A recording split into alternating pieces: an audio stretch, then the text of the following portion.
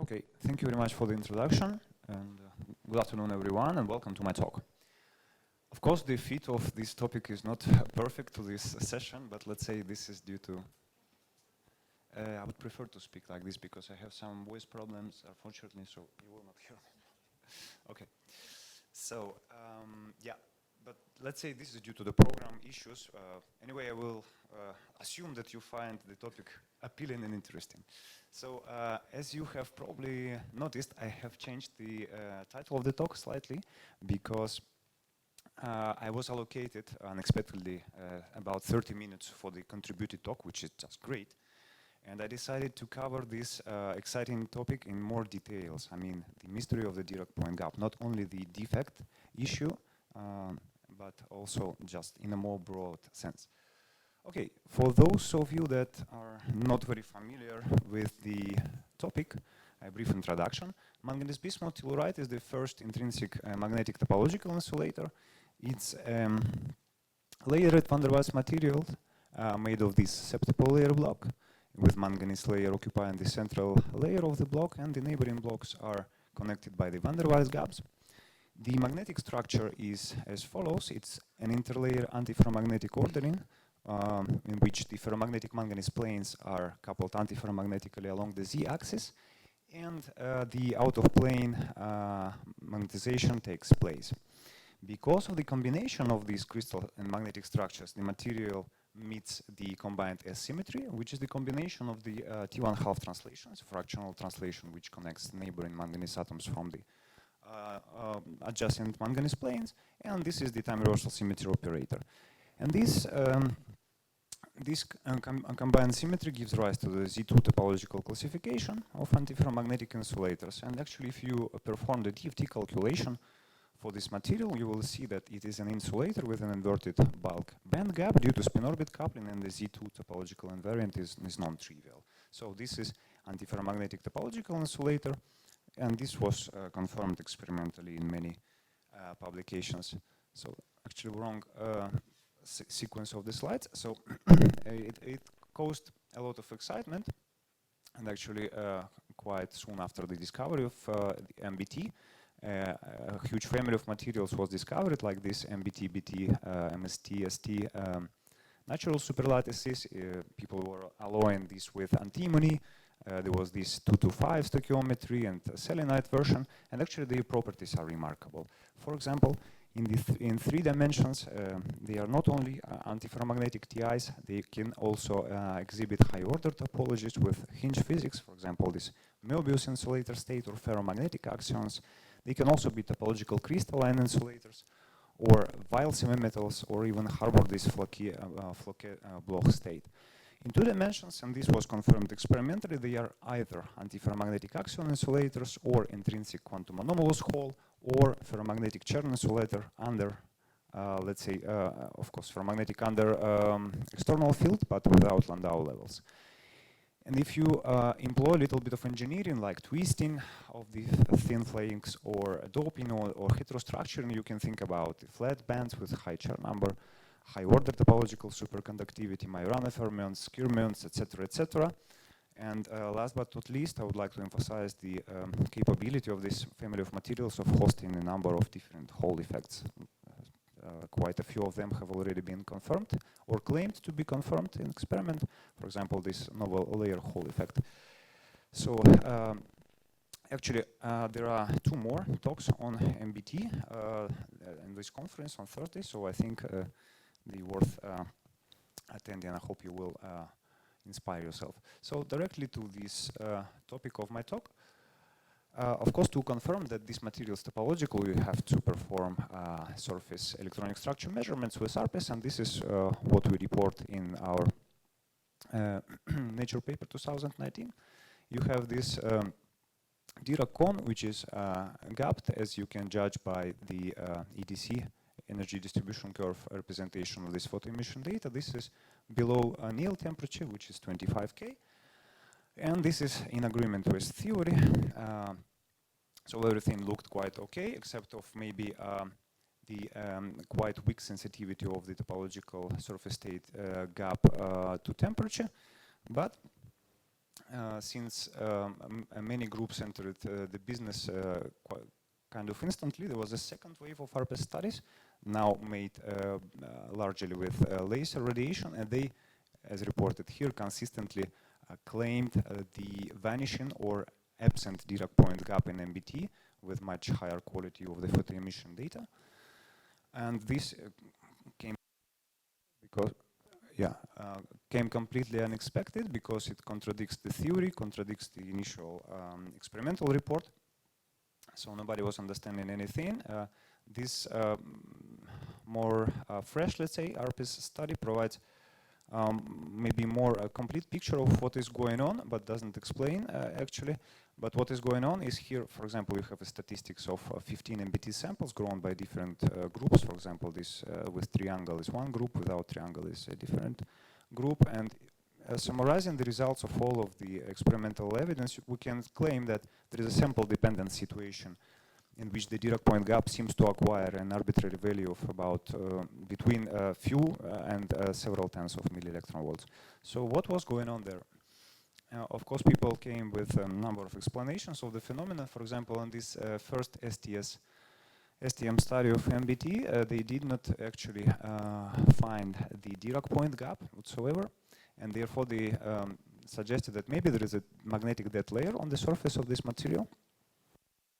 On the other hand, these other two papers speculated that maybe the magnetization tilts and it is locked within the surface plane, or maybe even the manganese layer is antiferromagnetic completely, not ferromagnetic but antiferromagnetic. In this case, if you perform the calculations, of course you will have gapless Dirac cone, but actually there are strong experimental counter-arguments with respect to these suggestions, and they are as follows. A magnetic force microscopy evidences the persistence of the uniaxial antiferromagnetism at the surface of MBT. So the data look like this. These are the septuple layer high terraces, and the magnetization respects this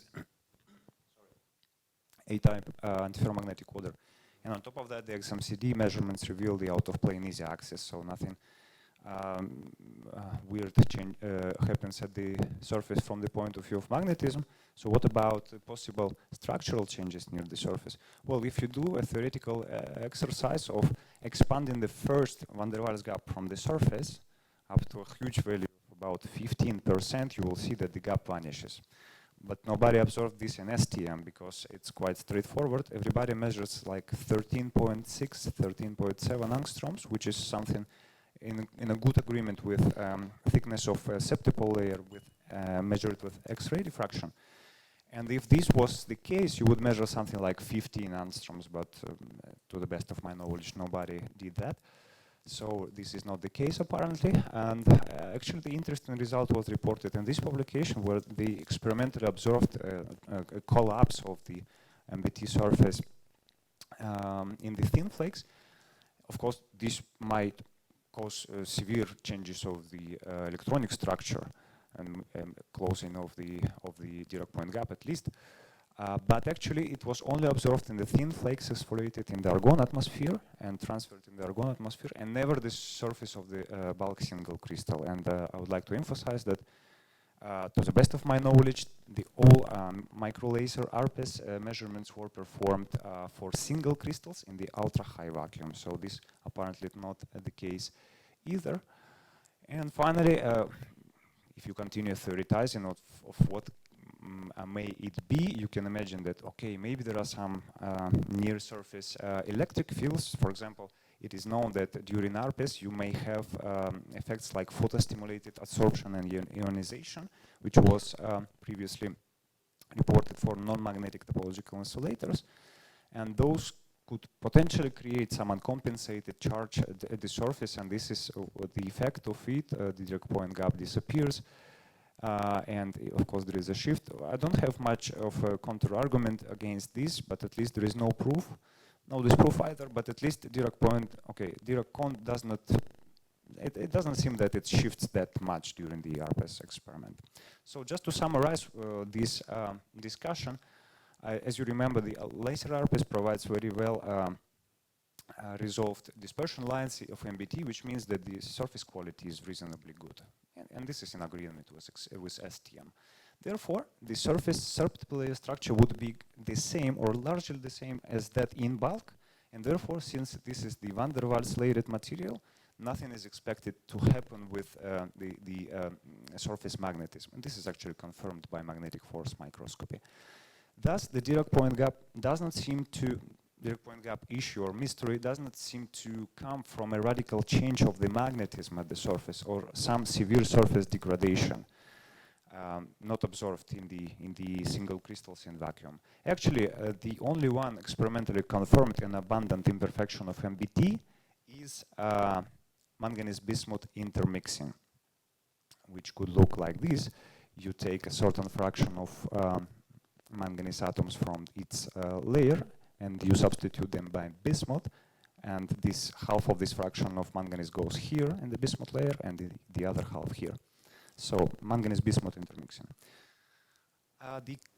Depending on the experimental technique you use to measure it, depending on the model that you use to fit experimental data, depending on the sample, maybe on the crystal growth approach, you may have, or at least there was a reported between 1 and 9% of manganese atoms per bismuth layer.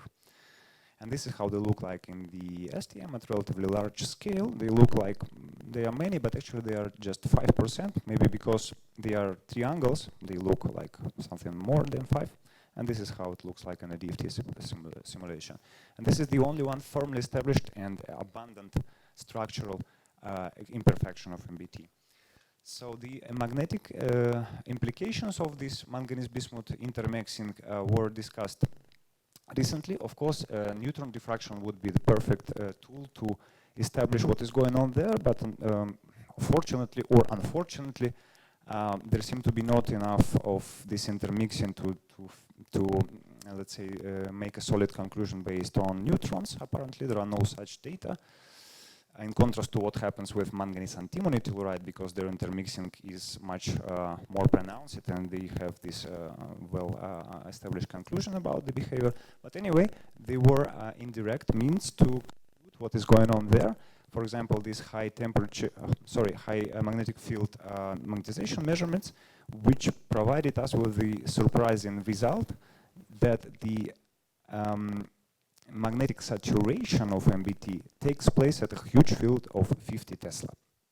And the explanation of such a behavior was that due to cation intermixing, manganese atoms incorporated in the bismuth layers appear to have their magnetic moments coupled antiparallel, they are pointing down here, with respect to the central manganese layer. And this apparently is the strongest the system. It takes like 50 Tesla to overcome it.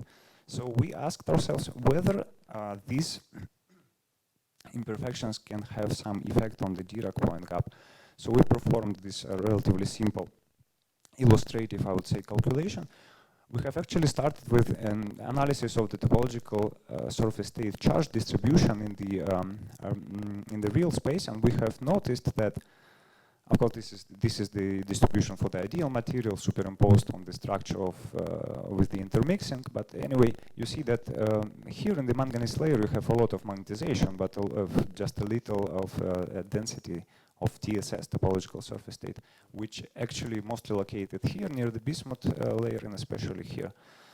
So what we did is, of course, we have calculated the ideal case, 90 milli-electron-volt Dirac point gap, and then what we considered is just we took these two layers. Okay, imagine that all the structure is ideal, but we just take layer number 2 and layer number 4, and we swapped 10% of manganese and bismuth, like a double defect. Bismuth here and manganese here, bismuth here. So what we found, and we imposed this antiferromagnetic coupling. And what we found is that the Dirac point gap decreases, but it is still sizable. But actually the topological surface state mostly located here. So we took these two layers and we kept all of the other layers intact and we swapped it once again. And this is what we've got. So it's gone. No, there is no Dirac point gap basically, because please note that this energy scale is much smaller than those two. Okay, so our initial interpretation was is that these manganese bismuth atoms act on the maximal density of states of the topological state in the real space, and since their magnetic moment is pointed antiparallel with respect to the central rail, they are kind of competing and they are balancing one another. Actually, this explanation was challenged recently by the Mikhail group, who have gone further. They considered various structural cases, and also they considered this ferromagnetic case fully polarized. This, of course, this is 50 Tesla, but anyway, hypothetic case in which manganese bismuth atom is coupled parallel to the central layer of the same septuple layer, and they have considered this ferromagnetic case, which is the ground. Okay. And I would like to emphasize that both in our calculation, only the topmost septuple layer contains this manganese bismuth intermixing. So what they get is that in this A-type AFM and this ferry AFM case, the gap decreases, basically the same what we found, but the explanation that they give is different, and this is in the next slide. And in this case, the good news, in ferromagnetic case, no gap decrease. So what they find is in the cases where the gap decreases, actually in both cases, ferromagnetic, antiferromagnetic case, the topological surface state charge density, this orange line here and here, it displaces downwards, so it escapes from the surface. And basically here you have once again a competition of the two blocks that are magnetized in the opposite directions, but here there is no competition. They both contribute, let's say, constructively, and the gap stays large, while here it kind of shrinks. But actually, here I would like to emphasize that in their case, only topmost septuple layer contains defects. So I'm not sure that topological surface state would go down if all of the slab would be defected, let's say, but I understand that it is difficult to do this in the supercell calculation, so we have to go beyond that and find more adequate ways to describe it. But anyway, both studies point towards the defects origin Dirac point gap. What about the experiment? Actually, there was not much until but this recent PNAS paper by Liu and co-authors, they have been able to show for the molecular beam epitaxy MBT films that in the regions where you have quite, let's say, with a little incidence of these manganese bismuth defects, you have the gap in the STS with which they attribute to the Dirac point gap. Actually, it is gone when you go higher than the Néel temperature. But in these highly defected regions, you have the decrease of the Dirac point gap or even disappearance, which kind of confirms the previous theoretical suggestion. And I would also like to highlight this recent data obtained by Felix Lubke and co-authors on the single crystals of manganese bismuth antimony telluride.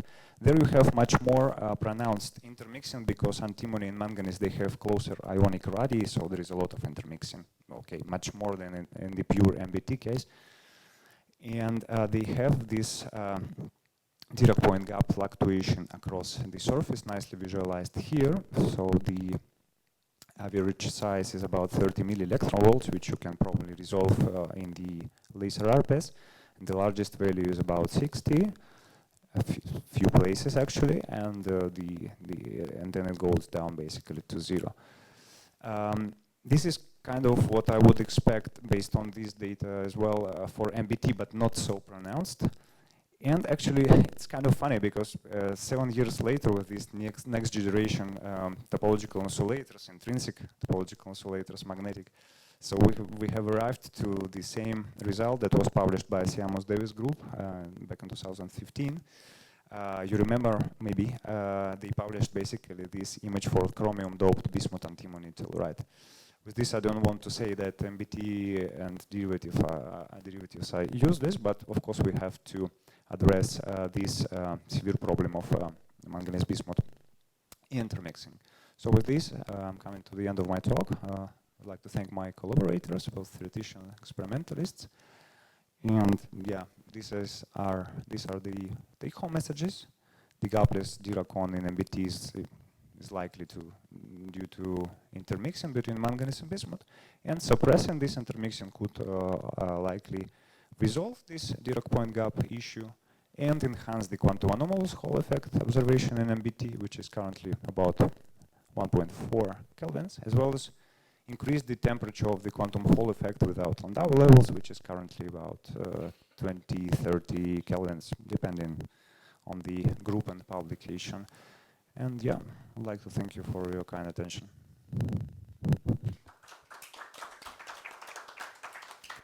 Okay, thank you, Mikhail, for this very nice talk. So, other questions, Juan? So thank you for the talk. So I'm not a fully expert on this system, but so what I get is very, so I think that it's very complicated to control this topological insulator. And for instance, if I am right, so for instance, it's 1.4 Kelvin quantum anomalous Hall effect, but it's not robust because you have to apply magnetic field. There is no quantization at zero magnetic field in this system.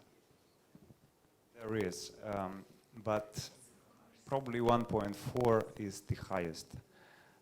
You don't have to apply an external magnetic field according to the report in Science by Chinese group. But they were the only group that reported that. So in theory, it should be quite straightforward that you observe in the, let's say if you have an odd number of septuple layer block, you have a non-zero magnetization. Yes. Because they go like this, like 1, 2, 3, right? Yeah. But probably due to this intermixing, it was difficult to realize this quantization without field.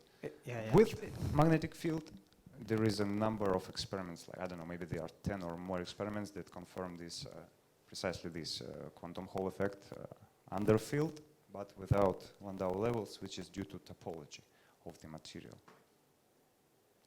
Okay, thank you. There's a question on the back side of the room. So this manganese bismuth anti-side defect is atomic-like defect. Then, to which extent, the lateral extent, it affects so the Dirac gap? Because imagine the beam, the photon beam in an ARPES experiment, the aperture is much larger, so it's somehow some microns. So it covers the area on the surface which has this defect, but also those areas which do not have, and that should give rise to some broadening of the node of the Dirac gap. Is it observed in experiment or not? Okay, yeah. The best laser beam that was used for the system, I think it's about 5 microns. Exactly. The terraces, maybe they are about micrometer size, but you don't know where you are shining.